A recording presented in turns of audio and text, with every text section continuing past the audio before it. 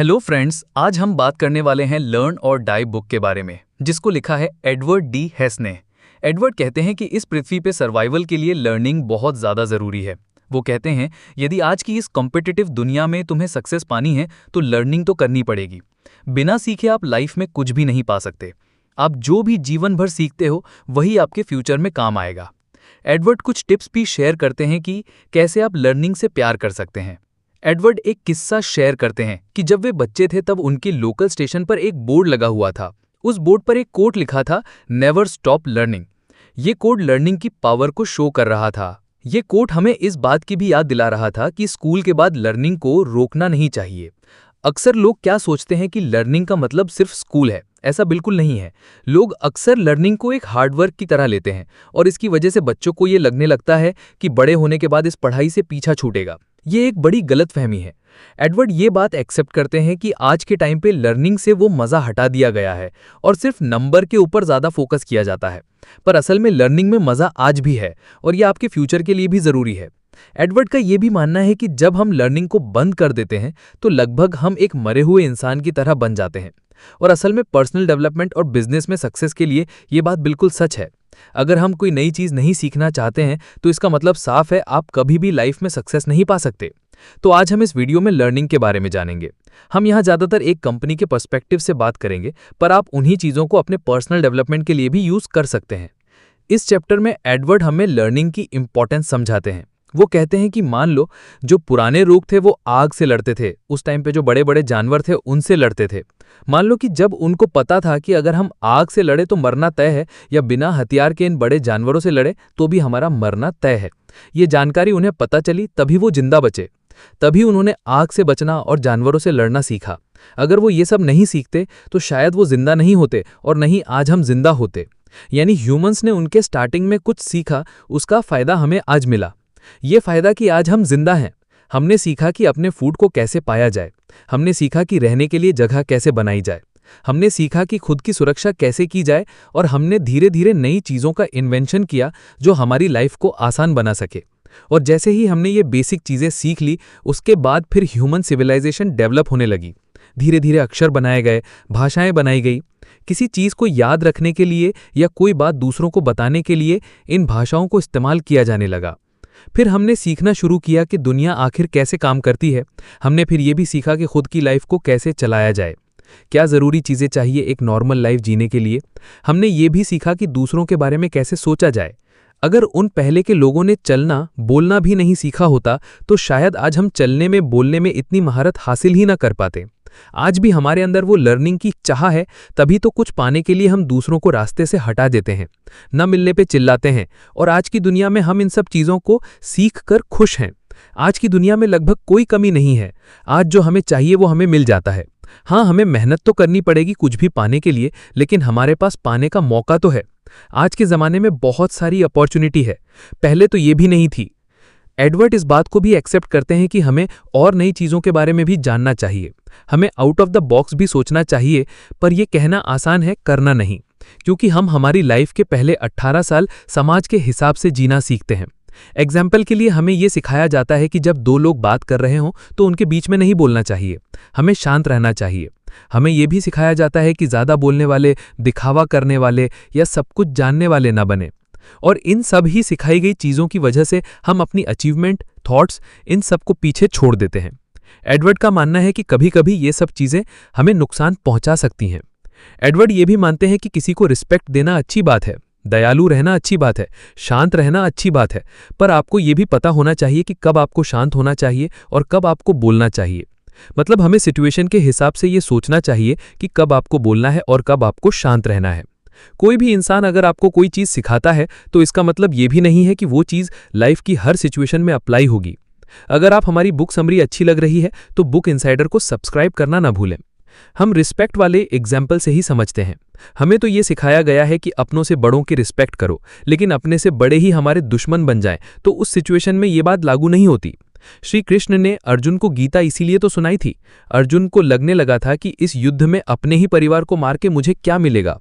उसी तरह से हर चीज़ हर जगह लागू नहीं होती है। किन चीज़ों को कब करना है, बिजनेस पर्सपेक्टिव से ये सब बहुत ज़्यादा ज़रूरी हो जाता है। अगर आपके pass out of the box सोचने की एबिलिटी नहीं है तो आप बहुत सारी अपॉर्चुनिटी मिस कर देंगे, जो कि क्रिएटिव थिंकिंग के लिए ज़रूरी है। एग्जाम्पल के लिए अगर हम समझें तो मान लीजिए आपकी कोई कंपनी है और आपका जो प्रोडक्ट है वो कोई बड़ी चीज़ होने वाली है। तो इसके लिए आपको कुछ ऐसा यूनिक या क्रिएटिव करना पड़ेगा जिससे नेशनल इंटरनेशनल लेवल पे इस चीज़ की सनसनी फैल जाए। लेकिन अगर आप आउट ऑफ द बॉक्स या क्रिएटिव सोचने वाले इंसान नहीं हैं तो आपके लिए ये मुश्किल होगा। हो सकता है आपके एक या दो थॉट्स बहुत ही बेकार हों, पर क्या पता तीसरा या चौथा थॉट अच्छा आ जाए। पर इसके लिए आपको कोशिश तो करनी पड़ेगी ना। अगर आप कोशिश ही नहीं करोगे तो फिर तो कुछ भी नहीं होगा और आपका कॉम्पिटिटर आपसे आगे जरूर निकल जाएगा। और बिजनेस ही नहीं, आप लाइफ में भी हमेशा उन लोगों से पीछे रह जाएंगे। तो फेलियर से कभी डरते नहीं और हमेशा कोशिश करते रहते हैं। और इसलिए एडवर्ड का कहना है कि हमारे माइंडसेट को अपडेट की जरूरत है। अगर हम इस लगातार बदलती दुनिया में जीना चाहते हैं तो हमें भी हमेशा अपडेट रहना पड़ेगा और हमारी सोच को भी पूरे तरीके से बदलना पड़ेगा। इसका मतलब है सोचने के नए तरीके और स्ट्रैटेजी का पता लगाना पड़ेगा। पूरे तरीके से नए माइंडसेट को अपनाना उतना भी आसान नहीं होगा, लेकिन ये लाइफ के लिए बहुत ही जरूरी है।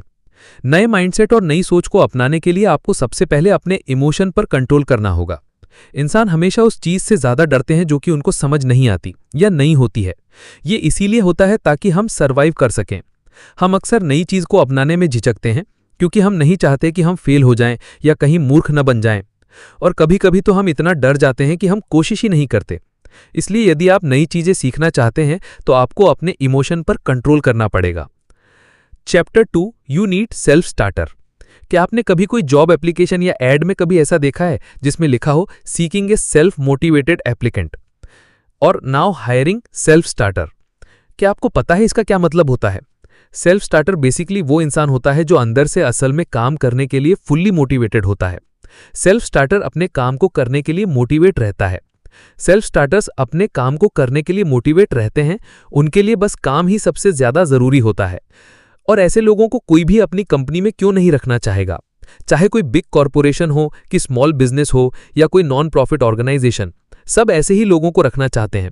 सेल्फ स्टार्टर्स आपके काम को बूस्ट कर देते हैं और आपका टाइम और आपकी एनर्जी भी सेव करते हैं और इसके साथ ही दूसरों को भी इनकरेज करते हैं।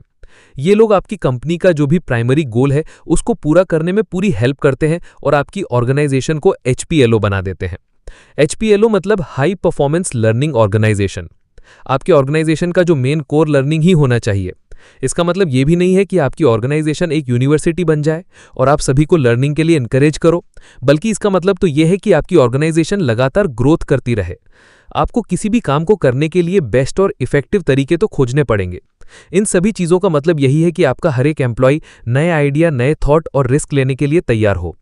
इसके लिए खुद लर्नर्स बहुत ज़रूरी होते हैं क्योंकि वो ग्रो होना चाहते हैं, तो वो ऑटोमेटिकली मोटिवेट हो जाते हैं लर्निंग के डिज़ायर से। एक सेल्फ स्टार्टर अच्छी तरह से समझता है कि बिना लर्निंग की इंप्रूव नहीं कर सकते, तो वे हमेशा फेलियर को एक सबक की तरह लेते हैं और अगली बार इसका पूरा ध्यान रखते हैं। अगर आप भी चाहते हैं कि आपका ऑर्गेनाइजेशन भी HPLO बने तो आपको ऐसे ही लोगों को ढूंढना पड़ेगा। आपको सेल्फ स्टार्टर्स की ज़रूरत होगी जो अंदर से मोटिवेटेड रहते हो। अगर आप अपने ऑर्गेनाइजेशन के लिए अच्छे एम्प्लॉय ढूंढ लेते हो तो उस कंपनी में ग्रोथ और लर्निंग दोनों होगी। अगर आप अपनी लाइफ में कुछ सीखना चाहते हैं और ग्रो करना चाहते हैं तो उसके लिए आपको सेफ एनवायरनमेंट की ज़रूरत होगी। आपको ऐसे वर्क प्लेस की ज़रूरत होगी जो आपको साइकोलॉजिकल सेफ्टी देता हो। अब ये साइकोलॉजिकल सेफ्टी क्या होता है? तो एक ऐसा वर्क प्लेस जहां पर हर कोई सेफ फील करे। सेफ फील करने का मतलब है हर कोई अपने आइडिया शेयर कर सके, हर कोई अपनी बात रख सके, बिना किसी डर के हर कोई अपना सजेशन दे सके। और उनमें प्रेजेंटेशन देते समय कोई भी ऐसी झिझक नहीं होनी चाहिए कि मेरे फ्रेंड्स मेरी मजाक बनाएंगे। वे बिना किसी डर के अपनी प्रेजेंटेशन दे सके। और वो एक ऐसी जगह होनी चाहिए जहां हर कोई अपनी मेंटल प्रॉब्लम डिस्कस करे, अपनी फैमिली प्रॉब्लम डिस्कस कर सके और बाकी लोग भी रिस्पेक्ट के साथ उसकी सारी बातें सुने अच्छे से। अगर हम शॉर्ट में देखें तो ये सब एग्जाम्पल एक ही चीज़ को दिखाते हैं और वो है सेफ्टी। और इन सभी एग्जाम्पल से हमने ये देखा कि आखिर सेफ्टी लर्निंग के लिए कितनी ज़्यादा ज़रूरी होती है। अगर आपके यहाँ ऐसा एनवायरनमेंट है जहाँ लोग सर्वाइव करने के लिए मेहनत कर रहे हैं तो लर्निंग तो बहुत ही हार्ड हो जाएगा उनके लिए। अगर आप अपने वर्क प्लेस पे लर्निंग को बढ़ावा देना चाहते हो तो आपको ऐसा कल्चर बनाना होगा जो ये सभी चीज़ों को लागू करे। और इसमें सबसे बड़ी बात यह है कि अगर आपको फेलियर मिल रहा है तो भागने की बजाय उसे अपनाएं और उससे सबक ज़रूर लें। इंसान किसी चीज़ में फेल हो जाए, बाकी लोग उसका मजाक बनाने लग जाएं तो उसको कैसा लगेगा? वो इंसान अंदर से पूरा टूट जाएगा और उस फेलियर से सीखने के बजाय अगली बार वो फेल होने से डरेगा और साथ ही वो अनसेफ भी महसूस करने लगेगा। किसी भी चीज में हर कोई परफेक्ट तो नहीं होंगे, सभी को कभी ना कभी तो फेलियर का सामना करना ही पड़ेगा और फिर तो सभी डरने लग जाएंगे। और इसीलिए अगर आप उस माहौल को खत्म करने चाहते हैं तो ये याद रखें, आपके एम्प्लॉय नई चीज आइडिया को अपनाने के लिए फ्रीडम फील करें। अगर कोई फेल हो गया हो तो आपका तो फर्ज बनता है कि आप तो उसे एनकरेज करें, मोटिवेट करें अगली बार फिर से ट्राई करने के लिए, न कि उसका मजाक बनाएं। अगली बार फिर से ट्राई करने के लिए न कि उसका मजाक बनाएं। हमेशा उनसे बात करें, कम्युनिकेट करें, अच्छे रिलेशन बनाएं और उनको बताएं कि फेलियर ही लर्निंग की बहुत अच्छी अपॉर्चुनिटी है। हमेशा परफेक्ट बनने का प्रेशर नहीं रखना चाहिए।